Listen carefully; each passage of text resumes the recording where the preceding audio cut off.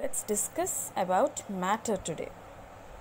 So we all know that matter exists either in the form of pure substances or in the form of mixtures. As I told you, that matter mostly exists in the form of mixtures.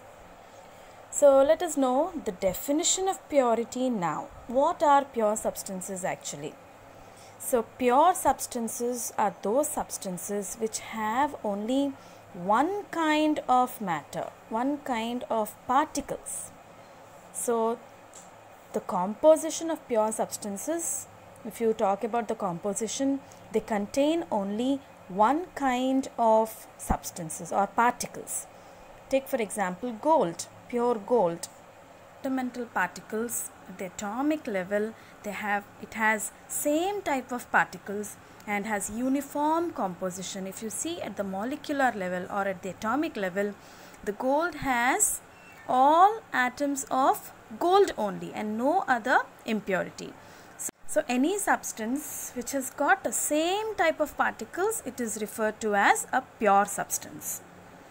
So here, but it is not that in case of mixtures. In case of mixtures, you will have so many different atoms together. It contains two or more different substances or particles mixed over here. If you talk about pure substances, one more characteristic feature is that it has fixed melting points and boiling points. It will have fixed melting points and boiling points, and all the characteristic features of the pure substance is mainly because of the fundamental unit in it. If it is gold, it will have the properties of gold because all the entire substance consists of same kind of particles. So all the physical and chemical properties are mainly because of the constituent atoms present over here. And it always possesses the same characteristic properties because it does not contain any other substance. Substances are again divided into or classified into elements and compounds. You may get a doubt now. I said pure substance should contain only one type of particles, and I've taken the example of gold over here, which contains only same kind of atoms in it. But compounds, as you know, they contain more than one atoms, isn't it? If you take example of water, it contains H2O. That means two atoms of hydrogen and one atom of oxygen, but still I am considering this as pure substance. Do you know why? Because if you take water, distilled pure water, it will contain only this compound and nothing else. So the monomer unit in this compound is H2O. It's the fundamental unit. And here, when compounds are formed, you know very well that they combine in a fixed ratio. Always two atoms of hydrogen combine with one atom of oxygen. They combine in a very fixed proportion, and it is now one complete entity. So if you take water, the substance water, pure distilled water, if it does not contain any other atoms or elements or compounds, then it is called as pure substance. So what are elements now? They are the fundamental units of matter. That means they are composed of one type of atoms only. So they contain one type of atoms only. What are atoms? These are the fundamental units of matter. So when same kind of atoms are present, we call them as elements, and when there are different atoms present, more than one kind of atoms, then we call it as compounds. So the physical and chemical properties, again, so gold is an example that I took. It's an example of an element, right? And water or NaCl, we can take these as an example for compounds. Here Na and Cl, they combine in a fixed ratio such that they form one compound.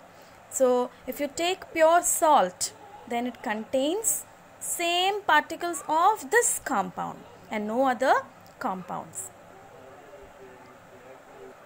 Coming to the examples of elements, you can take any kind of elements like oxygen, hydrogen, nitrogen, sulfur, etc. So So here are the examples of elements. Sometimes they occur in free state, like for example gold or iron or whatever. This iron, gold, aurum, and iron. Okay, and sometimes they are found in combined state. Here 2 atoms of oxygen, they are combined. If you see here sulfur, 8 atoms of sulfur are combined together to form one element. So this together is one element, this together is one element, and this is one element. Speaking about mixtures now. So as I told you, mixtures are formed when 2 or more different substances are combined physically. So I am stressing on the point physically here, because here when you bring 2 or more substances together, when 2 or more substances are just present physically without having any chemical interaction between them, we call such a substance as a mixture. So here, as I already told you, that there is no chemical activity involved in those substances. That's why there is no exchange of energy also. So there are no energy changes also. The energy is neither released nor absorbed during the formation of mixtures. Simply they are physically present over here. Just I'll give you an example of colorful beads. Actually, you take a bowl and you just mix different colored beads into it, so such that they are just present physically and there won't be any interaction between the beads. They are just present physically. So that is called as a mixture. So all the different substances are present physically together without having any chemical activity between them. Chemically they are not united, or chemically there is nothing, no reaction is happening between them. So the constituents can be easily separated by any physical methods. So that is one more characteristic feature of mixtures. Here the constituents can be easily separated from one another. If you talk about the compounds or the elements, we cannot separate their individual constituents by simple means. Whereas in mixtures we can easily separate the different constituents from a mixture. And its formation, as I told you, it does not involve any release of energy or any requirement of energy. And as I told you that it contains different particles together. So the physical and chemical properties of mixtures are variable. We cannot determine the physical and chemical properties of mixtures because it contains so many different particles.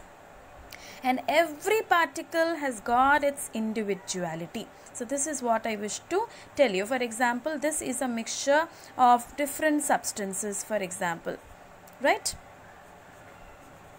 So now every particle has got its own physical and chemical properties. Like for example, this is one constituent. It has got a different melting point, it has got a different boiling point, it has got different chemical reactions. And if you talk about this, it has got its own individual properties. The other particles also have got their own individual properties, own melting points and boiling points, and such that one constituent will not interfere with the chemical properties or physical properties of other constituent.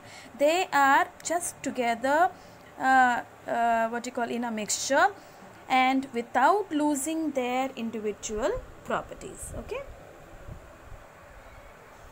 Whereas if you talk about compounds and elements, for example, so here you can understand that completely they have one kind of physical and chemical properties. If you talk about NaCl, before the formation of NaCl, sodium is a metal, it has got its different set of properties.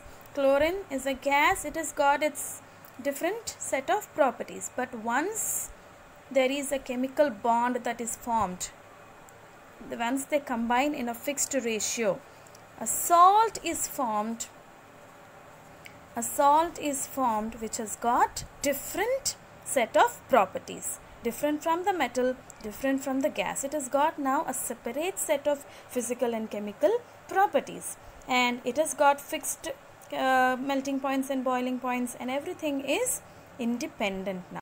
So let's summarize all the points that we have learned about the mixtures and compounds now. So as I already told you that mixtures have variable composition because they contain more than one type of particles in it, isn't it? And they are not in fixed ratio. So just like that, two or more different substances are mixed together without having any chemical interaction. So they have got variable composition because they are present in various ratios, variable ratios. Coming to pure substances, if you talk about elements, they have got only one kind of substance, one type of particle, so it's got one kind of composition. Talking about compounds, because they are present in fixed ratio, two or more different substances in compounds combine in a fixed proportion or ratio of whole numbers, so that's why they also have fixed composition. Already I told you, I gave examples of water and NaCl, right? So they are present in fixed ratios. So speaking about the energy changes, already as I told you that in mixtures different substances are present just physically together, and there is no chemical interaction or reaction happening between them. So there is no requirement of energy nor any release of energy is observed in case of mixtures. Coming to the pure substances, talking about the compounds, if you talk about compounds, formation of water, formation of other compounds like NaCl, they require lot of energy. Sometimes energy is released and sometimes the energy is absorbed depending upon the type of product or compound that is formed. So here the substances are not just present physically, but there is a chemical reaction happening between the atoms. That's why it will involve energy changes. As I already told you that there won't be any chemical interaction or reaction happening between the substances of a mixture. As I told you, I gave an example of simply colored beads put together in a bowl. That's all. So no physical interaction is no chemical interaction is happening, only physically they are present together. Speaking about compounds, there is a chemical reaction happening, and that too in a fixed proportion. They are reacting with each other, forming compounds. Here in case of mixtures, there are no fixed properties of mixtures because each individual constituent has got its own properties, like the physical properties or the chemical properties about it, like its color, its reactivity, electrical conductivity, melting points, boiling points, all are different for different substances present in a mixture. So a mixture, particularly, it will not have a fixed property. So the properties of mixtures is variable, and it depends entirely on the nature of the constituents that are present in the mixture.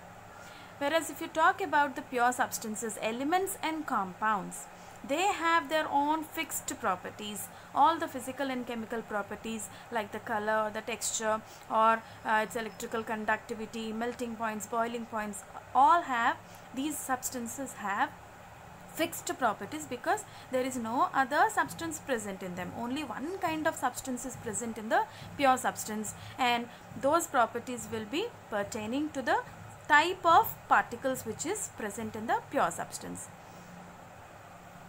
If you speak about the separation of the constituents in a mixture, all the substituents, as I said, they are just physically present along with each other, so it becomes very easy to separate them by physical means.